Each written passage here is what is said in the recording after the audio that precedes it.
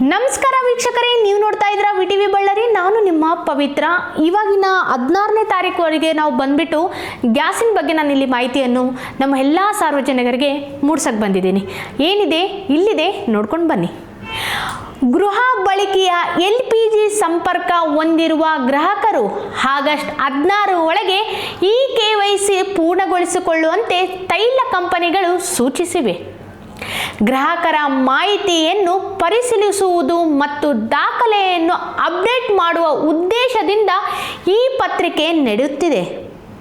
ಒಳಗಡೆ ಈ KYC ಮಾಡಿಸುವುದರಿಂದಲೇ cylinder ಪೂರೈಕೆಯಲ್ಲಿ ಸಮಸ್ಯೆ ಉಂಟಾಗುವ ಸಾಧ್ಯತೆ, ಸಬ್ಸಿಡಿ ಕರೆದುಕೊಳ್ಳುವುದು ಸಾಧ್ಯತೆಯಿಂದ ಮತ್ತು ಸಿಲಿಂಡರ್ ದರ ಏರಿಕೆ ಸಾಧ್ಯತೆ ಇದೆ.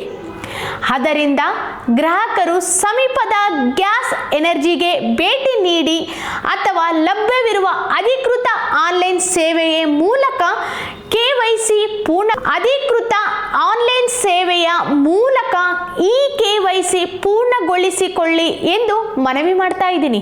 ನೋಡಿದ್ರಲ್ಲ ವೀಕ್ಷಕರೇ, ಆದಷ್ಟು ಬೇಗ ಆಗಸ್ಟ್ 16 ಒಳಗಡೆ ಈ ಸಮಸ್ಯೆಯನ್ನು ಪೂರ್ಣಗೊಳಿಸಿ ಅಂತ ಹೇಳ್ತಾ ಇನ್ನಷ್ಟು ಸುದ್ದಿಗಾಗಿ ನೋಡ್ತಾ ಇರಿ ವಿಟಿವಿ ಬಳ್ಳಾರಿ.